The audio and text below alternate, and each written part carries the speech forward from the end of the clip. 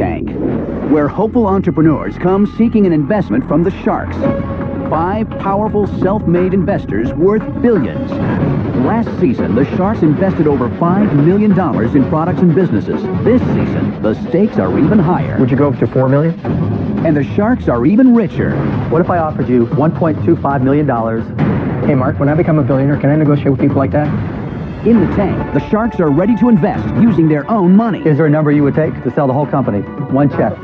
You don't have $1 million business yet. But only for the right person with the right business. I know that this is a billion-dollar industry. And if the sharks hear a good idea, they'll fight each other for a piece of it. Mark, you're saying screw the other sharks. Yep, that's kind of a bully, look at me, I'm the big guy in the schoolyard tactic, and I don't like to play that way. But first, the entrepreneurs must convince a shark to invest the full amount they're asking for, or they'll walk away with nothing. I believe in this more than anything else. I had my eye on you when I came in here. We're about to make you a millionaire just like that. Who are the sharks?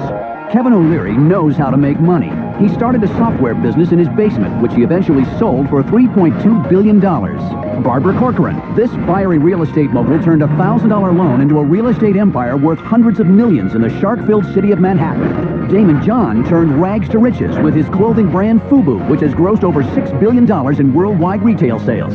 Robert Herjavec, the son of a factory worker turned technology mogul, sold his first internet companies for over $350 million. And tonight, Mark Cuban, this self-made billionaire, started out as a paper boy and now is a media mogul and the outspoken owner of the Dallas Mavericks.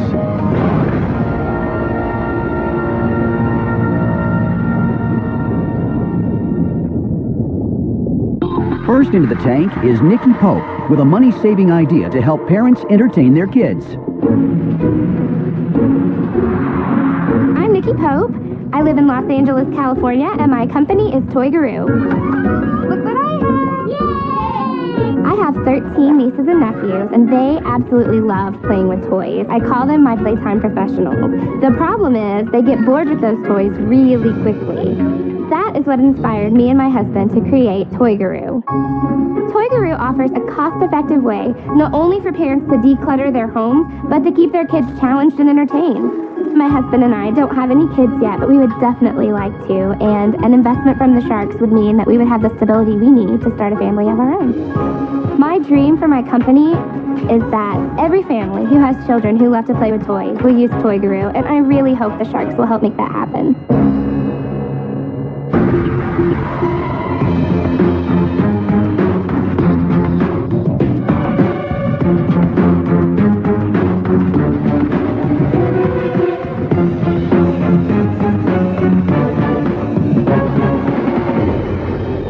Hi guys, my name is Nikki.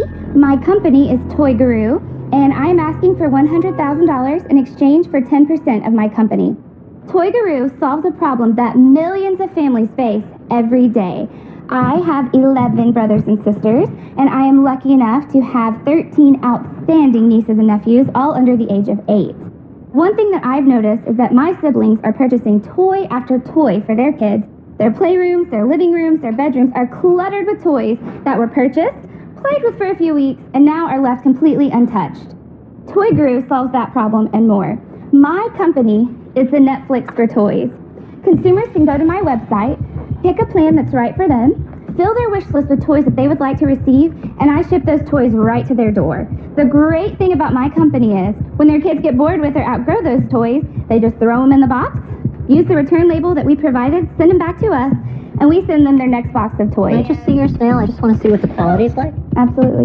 And how many toys are in your catalog? We have over 300 different types of toys. What is the servicing of it? You know, the toys come back. Obviously, kids are not the cleanest, so you Right. got drool on the toys, you have bed bugs. Would they have pee-pee and poo-poo on the toys? Maybe. There has to be a process. People have to be hired to do this. With our company, the cleaning is the most important, and so the toy gets sanitized. And you shrink sanitized. wrap it? And we shrink wrap it every time. Who else is doing this, Nikki? There is not another company that is doing this. So, Nikki, what about the damage? In 6 months, we had 0 toys that we had to completely replace. If a child does break the toy, we sell it to the member at a discounted cost. Nikki, walk us through your business model. How do you make money? All of our members obviously pay a monthly membership fee. We have plans that start at $35 a month, and they go all the way up to $89 a month. It's a lot. $35 a month? Right. And how many families pay you that? We did a soft launch with 500 members. It was basically like a test launch. They were all paying $42 a month for a box of toys that's worth over $200. So you're saying basically it costs them about $500 a year. Exactly, which is great because the average family spends anywhere between $1,200 and $1,400 a year. And tell me again, the cost per toy box that you ship was $200, did you say? And what's your cost on the toys that you're shipping? On the box of toys, it's going to be anywhere between $50 to $85, $90. 2.5 months you break even. Right. That's exactly right. Nikki, how do you scale it up? How do you make this a big business? All we need is more marketing, more exposure. In the small amount of time that we had our 500 customers, just by word of mouth, we got a waiting list of over 1,000 people ready to Nikki, sign I think that's a great idea. Let me ask you this. If the business begins to grow, does it suck up a ton of cash? Nikki, for every $1 million of sales, how much do I have to put in to buy inventory of toys? Just in toys. Just in toys, $64,000. That's going to cover a year of toys. Okay, Nikki, I've heard enough. The problem is, you don't have $1 million business yet. You're asking me to pay you as if your business is worth $1 million, and it's not. But I want to be an investor in it. You have a good idea. This is interesting. So, this is a leap of faith for me because I have to think you're going to grow this thing. Do you have any partners? You're doing this on your own? My husband is a partner, and then I have a web designer and 2 online marketers that are partnering with me. How much do you own? I own 10% of the company. You own 10%? Who owns the rest? Where's the other 90? We all own 10%, and my husband owns the bigger chunk of. Which is how much? He owns 50%. Why does your husband own a bigger chunk? Because that's how we decided. How happily married are you? Incredibly happily married. Why would you, who came up with this idea, give so much to your partner? Why? He's worked with me and blood, sweat, and tears with me every day. Do you have a prenuptial agreement? No, we don't. Oh. We were half and half when we started, okay? And you sold your piece to all these others, and you didn't take any from him? The way that we worked the company is we wanted to make sure our family as a whole had the majority share, okay? But to Kevin's point then, why didn't you each give away some of your shares? I don't know. I've had a bad history of speaking to people who don't have controlling of the company. I'm out.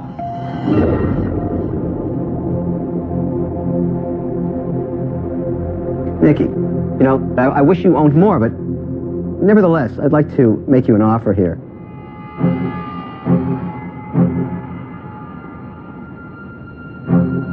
I'll give you $100,000 for 35%.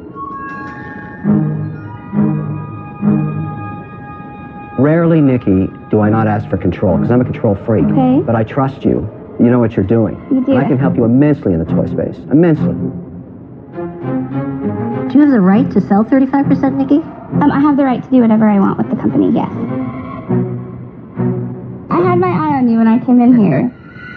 I have my eye on you. Nikki, you are the first person ever to walk into the Shark Tank and actually be attracted to him. You know what? He's got a tough exterior, but I'm a Southern girl, and I knew I could get him. She's right. He's blushing. He is blushing. He really is. Nikki, I've made you an offer. What are you going to do? Nikki, just before you answer that. Mark, I see this as an internet logistics play. Would you be interested? I'd like to get in on this one with you. Would you be interested in putting up more money? Absolutely. Because I think really the key issue for me, it's a website, social media, I'm in that world, but I think you got to go faster than you're suggesting. I agree 100%. So Kevin's offering 100 for 35. I'm thinking we raise more money. What do you have in mind? I was thinking 200 or 250 for maybe 35 or 40. I'd split 200 for 40. Okay? Well, you just knocked me out. I was going to offer a lot less. I'm out. 2 sharks are out. Nikki has an offer from Kevin for $100,000 for 35% of her company, and another from Robert and Mark for $200,000 for 40%. I want you to know something about me. I am Mr. Toy. I sold my company to Mattel. I know it. I lived in Fisher-Price for a year. Those toys are my friends. I speak toy. I just think you need more capital. You got to get going faster. That's going to be your only advantage. And you need someone with internet hypergrowth experience. Okay. It wouldn't hurt to start partnering with some of the toy companies, let me tell you. And there's 2 that own 90%, and I know all their board members. Mark and I are offering you $200,000 for 40%. Okay. Mr. O'Leary's offering you $100,000 for 35%. What are you going to do?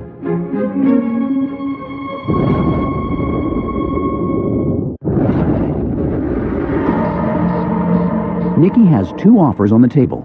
Robert and Mark have offered $200,000 for 40% of her company, while Kevin has offered $100,000 for 35%. But Nikki came in targeting Kevin for his experience with big toy companies. Where are you at relationship-wise with Fisher-Price and Mattel? They're never going to forget me, put it to you that way. Are you holding at your $100,000 for 35? I'm thinking. I don't know if you'd be willing to go up any more on your number without moving that percentage. Well, I'll compete with myself. What do you want She from wants me? you to bid against yourself.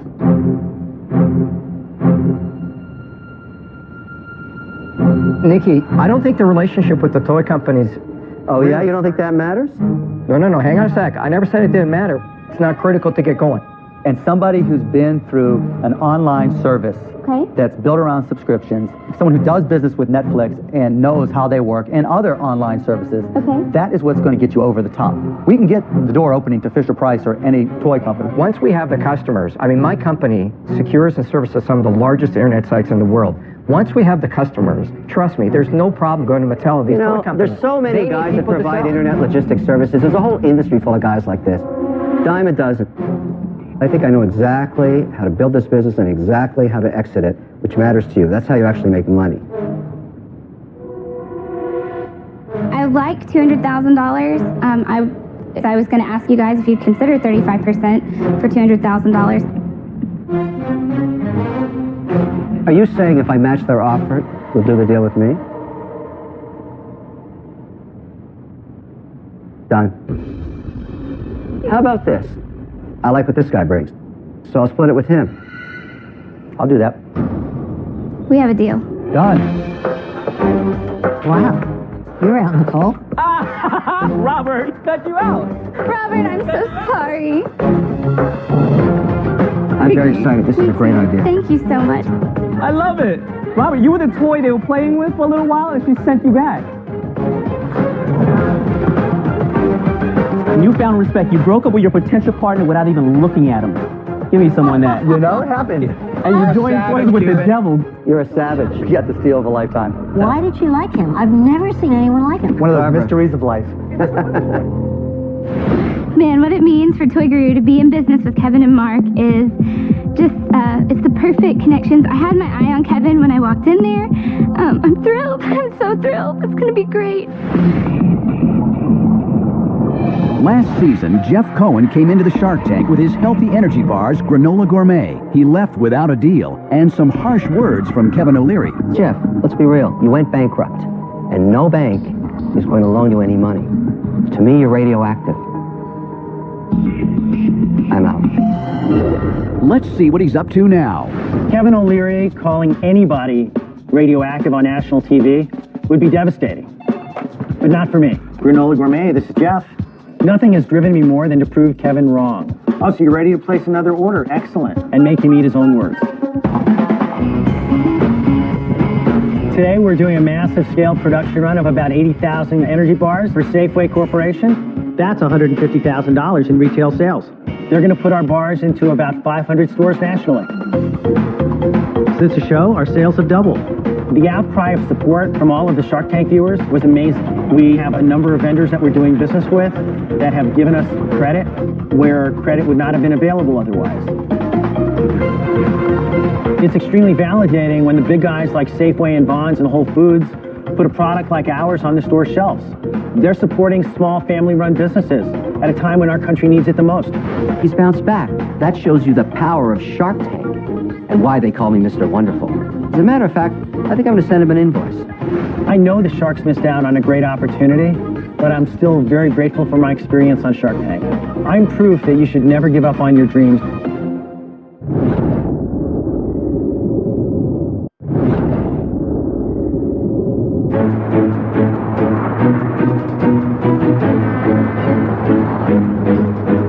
My name is Matty Sallin, and I'm from San Francisco, California.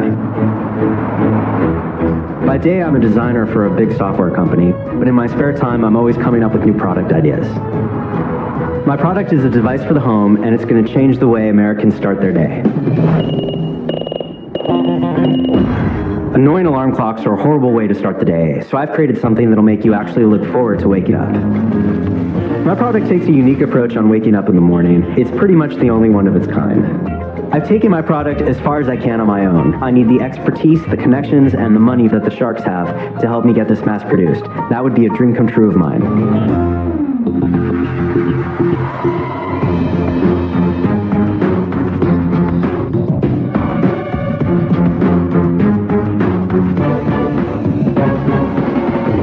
Hello, Sharks. My name is Matty Sallin, and my product is called Wake and Bacon. I'm asking for $40,000 in return for 20% equity. So while I was getting my master's degree at NYU University, I took an introductory electronics course where we had to make a device for the home. And I wanted to remake an alarm clock. And so I canvassed my fellow students, asking them what their ideal way to wake up was. Now, I can't say what the number one answer was on television, but the close second was the smell and taste of bacon. And so, inspired, I went home and I built the world's first alarm clock that actually wakes you up with bacon. Here's how it works. So, the night before, you open up the chamber and you put in a couple of slices of pre-cooked bacon, and then you set the alarm for, say, 7 a.m. The next morning at 6:50, the clock silently turns on, and it heats up the bacon to a crisp so that the smell is really strong and can wake up any bacon lover. You can then actually just roll over in bed, open it up, and eat the bacon yourself. You can cook the bacon and then eat it. That's right. Shut up. I'm serious. I built this and I thought it was a lark, so I posted it on my website, and Wake and Bacon went viral. I've been inundated with hundreds and hundreds of emails of people who are begging me to sell them one. And so with the money I'm asking for, I want to redesign this for mass production and get a functional prototype so that I can go pitch this to retail partners and manufacturing partners and investors. I've actually got an artist rendering of what it could look like if mass produced. Notice the hooves. And this is what it looks like with the tray open, and the cord is a little corkscrew. I thought of everything. Can we try it? Oh, absolutely. In fact, I've got some for you right now. Hey, Matty, I love the face of the pig. Do you have a slogan for this or anything? Rise and swine. Oh, Lordy. Matty, how long does it take to cook? It takes 10 minutes to reheat. So, Matty, what happens when we've sold 10,000 of these and the 10,001st catches on fire and burns the couple to death in their bed? Well, it has to be UL listed, which means it's safe for the home. For any but I'm going to ask you, do you device. think they want an oven cooking bacon next to a bed? Well, you know, there's the Easy Bake Oven out there. You're not next to somebody's bed at 2 o'clock in the morning. You don't know where a kid's going to put the Easy Bake Oven. If they made it through that, then I'm sure that I can find a way to get this UL listed and safe for the home. This is fantastic. Do you have any idea of pricing? Do you know what your margins will be? So it'd be about $13 per unit. I mean, you're asking for $40,000. So once you burn through the 40 to make the prototype, where's the money going to come from to sell it? I want the money so that I can then pitch this to retail partners and manufacturing partners.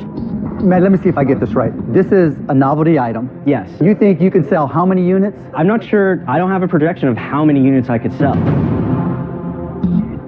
At least throw out a forecast, say 1.26 million in the first quarter. Even if you're lying to me, at least that's interesting.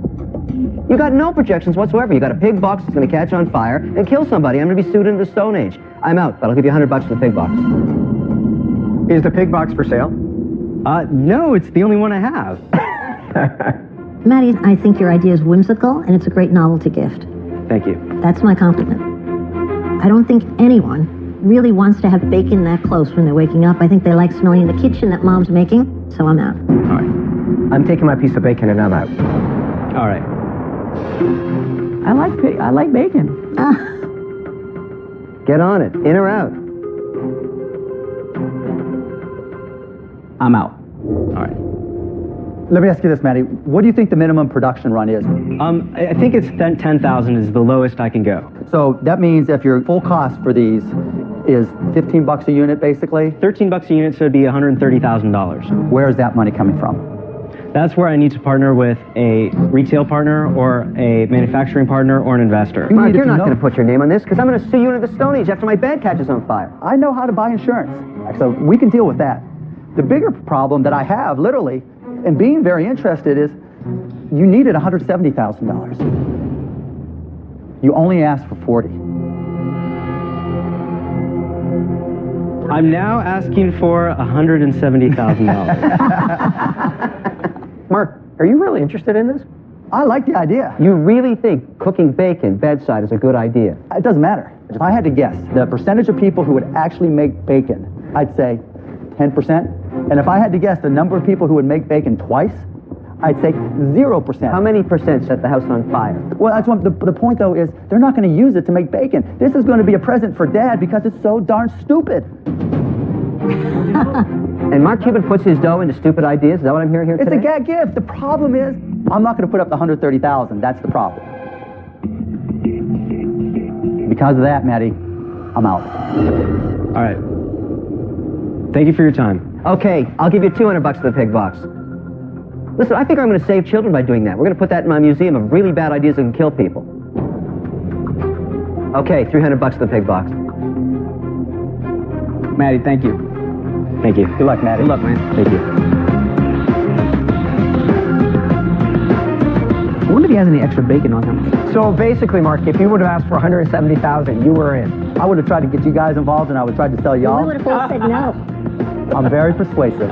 We slaughtered that one. People love bacon, and bacon mania is sweeping the nation. I'm going to find a way to build Wake and Bacon and get it on every nightstand in America.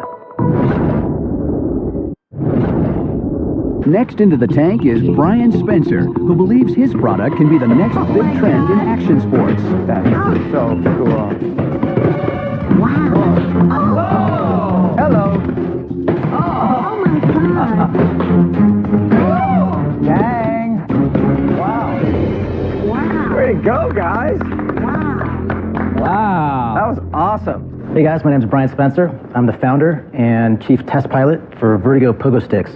And what we're looking for is $500,000 for 20% of the company. All these kids and adults that participate in things like BMX and motocross and stuff like that, they're always looking for the next big thing, the next sort of evolution of action sports. This could be that thing. We're going to show you a video right here of some of the stuff kids are doing around the world already. By the way, don't try this at home. It's not something that you should do unless you're professionals like these guys. Let's take a look. Oh, cool. Oh, that is so cool. Essentially what we've done is reinvented the pogo stick. How many have you sold? We've sold about 7,000. Nobody's injured themselves? Hey, you know, skateboards, people get hurt on skateboards. These are deceptively safe. And I say that because you're not dealing with speed. You're dealing with just going up and down. And what's the typical retail price? $330. What's it cost to make it? Costs about $100. But obviously, there's other pogo sticks. There's a competitor that uses rubber bands. The biggest pogo stick company in the world, by the way. They sell millions of pogo sticks every year. We plan on replacing them as the world's largest pogo stick manufacturer. Is this a mass market product, or could you continue doing what you're doing, selling $300,000 to $400,000 a year, but making specialized more expensive? Because honestly, when you told me it was only $300 as a specialty product, that seemed cheap to me. The same reason why most kids don't buy a $5,000 mountain bike. You know, their parents buy them a $500 BMX bike. In order to make money with this, we do have to approach the masses. Why don't you stay in that space, own it, make fantastic margins, We're going to do and both. build them in California, and We're be gonna do happy both. with that? I mean, the strategy where you want to go compete and sell it in toy stores and have mass distribution is a completely different business. Look, I'll just tell you, you can be a victim of your own success. I mean, when you're cool and hip, I bring you down to a Mavs game. We already are cool and hip. Right, see, that's the point. When you go mass market, you lose a little bit of that. To be able to maintain your coolness and segregate into an entire different type of company that goes mass market, and to do it with, you know, $500,000 only, that's not an easy task. Listen, you got billions of dollars of investors on this side of these tables. Everybody's in sync on the same place. They don't see your vision for the low end. What's the matter with you? Don't you see it? As I'm listening to you guys, I agree. It's hard not to agree. I'll tell you what I want to see. I want to see the price of these things go up by 100%, by $600. I keep telling people that, and people say, no, you got to go mass market, but I'm No, like, you don't. It's nothing short of a miracle that some kid didn't get killed on this already. Now, maybe I'm a protective mom. Granted, I am. Well, Okay? if it's not mother approved, that's good No for us. kidding. I'm out. Here's where I'm at. Once you bring one of us in, especially this guy, right, then all of a sudden it's not about cool, No, you gotta it's make not some money. about anything else, it's about cash. Well, coming to the Sharks, I was expecting, for the mentality to be more mass market. We've got to sell a ton of these things and make $1 million It's even bucks. worse, O'Brien, it's even worse. Be you. When you try to please everybody, you end up pleasing nobody. That's why I'm out. Right? I don't want to crush the Pogo guys. I just want to make money. Yeah. You should get out there, bring out the Boost at $1,200. Every kid and his dog is going to want one. They're going to figure out how to sell their sister to buy it, and you're going to make an obscene profit. But I'm not going to give you $500,000. I'm out. I have to sound like the rest of the guys. The product is great. You're doing sales. You don't need us. I'm out. Okay. Brian, you're the ultimate in cool. Cool product, your hair's cool, you got the whole look. Everybody's right. The minute you try to go mass market, it's a guy in a suit selling in Wall Street. I wish I was involved in some way, but I'm out. Can I buy that one before you go today? Sure. Make you a special deal. $1,200. Yeah. You're a shark. All right, Brian. All right, Brian, appreciate it, buddy. Good luck with everything. Well, the Sharks didn't give me a deal, but they gave me some great advice. I love what they told me about, maintaining that position as the creme de la creme in the industry.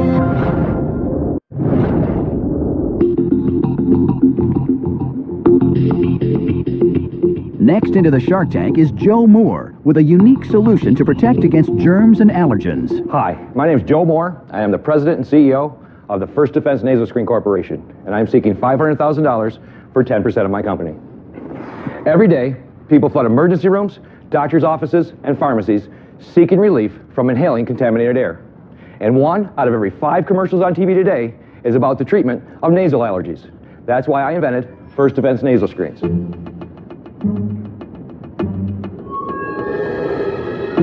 First Defense Nasal Screens are the first and only lightweight, non-inserted, almost non-visible nasal screen ever invented, and they have been clinically proven to reduce the inhalation of allergens, pollens, pollutions, pet danders, molds, viruses, and more by up to 99%. And the next time you're faced with unhealthy, contaminated air, remember, don't get sick, just peel and stick. Thank you. Any questions? Are you kidding me? I'm not. I just know that, like I said, how big this really is. $500,000 for 10% of the company. How many have you sold? Actually, right now, about 1.7 million. 1.7 million units or 1.7 million in total sales? 1.7 million units. How much did you sell them for? A wholesale was 60 cents. So your sales last year were how much, Joe? Actually, we haven't gone to market yet. Sorry, I'm confused. Wait a minute. If you haven't gone to market, how have you sold 1.7 million? Actually, we have one big client out of the United Arab Emirates that has actually put in their first order and given us a contract for $8 million over the next 6 years. So you have an order for $8 million? Yes, sir. Right now? Yes, sir. Matter of fact, I have the contract right here. That's a prepared man right there. Good for you. Thank you, sir. All of a sudden you don't look that funny with that stuff stuck up your nose. Can I see that? Yes, you can. You don't sound like the bozo I thought you were. Yeah. Is this a product that perhaps is going to be very popular in other societies where face masks are more prominent than they're here stateside? Definitely. This is a worldwide product. Because, you're wearing them right now. I can see them. It's probably an issue for many people that are going to look at that and say, what have you got stuck up your nose? May I see the actual product? Yes, ma'am.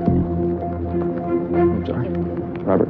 The distributor guarantees that he'll order am I reading this correctly, 1,500,000 sets? Yes, sir. That's for Saudi Arabia alone. They've already ordered those. And how much is he guaranteeing you? He's guaranteeing me the $8 million over the next 6 years. How does the filter work? Basically, how the filter works is as you breathe in, it's a non-woven material, so it closes, and as you breathe out, it flushes itself. Does it stop viruses, bacterial elements? It does. What's to stop you from taking the germs in through your mouth? That's a great question. 90% of the air we breathe goes through our nasal passages. Also, viruses do not grow in the mouth, the esophagus, or lining the stomach. They grow in the nasal passage. Is there a patent that protects this? Yes, sir. I have. We are patent pending in the United States, Canada, and Europe, and have been for 3 years. And what would you use the money for? The money for right now is so that I can keep producing it because of the raw materials I have to buy up front. So basically, you need the $500,000 to make the order. Correct. Okay, tell me if I'm putting these in right. So I just take it? The best way to do it, put it on your finger like a contact, touch your nasal passage, slide it around the outside, slide it around the inside. Joe, let me ask you a question. Why not just go license it to one of the big drug companies? Because I did that originally. I went to one of the biggest in the United States, and they told me we were actually a competitor, and if they took the product, they would shelf it. Because why would they prevent it for $1 when they could treat it for 14? How much money have you put into this? We have almost $1 million into this product. And where'd that money come from? About $600,000 of it was mine, the rest is from friends and family. I think I'd have a very hard time understanding at all what the product is about unless you had these big photos with the noses and unless you're standing there pitching it. Because I think the cost of educating people is the big kahuna here. Joe, based on that, I'm out. Okay. I'm intrigued, I gotta tell you. Let me throw an offer out to you. I'll give you the $500,000, and I want a 15% royalty on every unit sold until I recoup my $500,000. Okay, just the royalty, no equity? Are you kidding? Of course I want the equity. I took the risk. Now, here's my equity. I want 20%. You have an offer from me. What do you want to do? I would definitely like to hear what everybody else has to say. They're not interested. They're not interested. They never told me they were out. Because of their silence. You know they're not interested. Not necessarily true. Not necessarily true. But we can work together on this.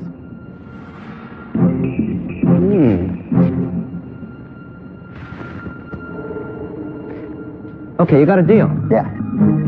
I like that. I like how cuddly they are, but I want to give you $800,000 for 30% with 10% royalty. Oh, come on. Screw that. I'll give you $1 million for the whole company right now. I can appreciate, and I appreciate the offer, I really do, but I would definitely... You just turned down $1 million. Yes, sir. I couldn't take $1 million. I know that this is a billion-dollar industry. Is there a number you would take to sell the whole company? Without a royalty, no. With a royalty, very possibly, yes. What's the royalty? I believe that with the statistics and the research we've done, the royalty would have to be 10%. Wow. And then what's the number on the company? I would like to stay part of it, to be honest with you, because it's my passion. I'm going to show you something. I am a cancer survivor. I'm a cancer survivor. By the time I was 19 years old, I've been through the Army, I've been through the Marine Corps, I've been halfway around the world. I fought all my life and doing different things. I believe in this more than anything else because I've gotten testimonials of people say, you've changed my life. You've changed the quality of my life. I'll give you $1 million. I want 30% of the company, also 10% royalty until I recoup the money. Joe, I'll give you $2 million for the whole business and the 10% royalty you asked for back to you. I just love this whole thing. We're about to make you a millionaire just like that. But I have 3 offers and I'm kind of confused. I'd like to have them a little bit more clear if I can. The first offer was $500,000 for 20% equity. You're still the 80% owner. And my partner, Mark, and I apply a 15% royalty just till we get our $500,000 back. That's all. Then that royalty... Excuse me. Before you start, let me finish with one thought that's going to stick in the back of your mind. There's only 2 sharks here that have ever sold a company for over $1 billion. I'm one, Cuban's the other guy. All right? It's billions. B. Everybody else is an M. Millions. Small, big. Big difference. You want the billion-dollar partners, not the small fry. I've sold billions dollars worth of product and still doing it now, actually in Asia right now. So I have the offer of $1 million, 30% of the company, and the same royalty fee, but less than theirs. 10% royalty until I'm recouped the money. Joe, fundamentally, first difference in the 3 offers is, one is to sell your whole business. My offer is $2 million for the entire business. You get a 10% royalty. You're the guy that runs it. Any interest in selling the entire business today, which is the road that I'm trying to go down? Not for $2 million. Would you go to $4 million?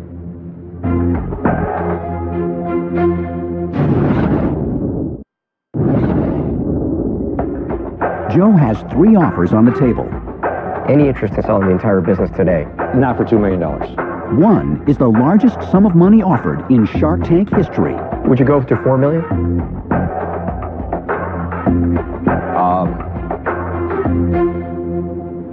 I would consider taking the very first deal you were offered. You own 80% of the company. We only get 20, all right? We're not pigs.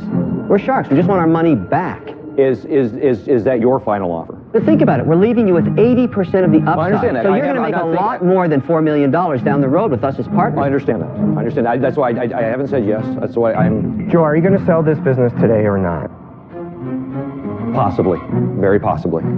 I believe that the $4 million is a little low, but I think we're very close. I think if you went to $5 million and 15%, and whether you want me as an employee, which I would really like to do with an employee contract, because I want my royalty to be as much as I can. I can get my mind around the 4. I can't go up to the 5. So I'm out. Dang. Listen, will you excuse us for a moment? Okay. So listen, it's a very simple discussion amongst us. Very often, the best strategy is to take a competitor like you, even though sometimes I find you distasteful. I say bring him into the deal at our price. Get him back out of this. What do you think, DJ? But we need to go up on the equity. You guys wanted 20%. That's interesting. Fine, Well, bring no. him in for a third and go up to 25. Well, no, I think you gave away the farm. It was so un-Kevin-like when you said 15% only until we get our money back. Once we bring Damon into our tent, and we're the only offer left, we can change our deal. So what do you want to do?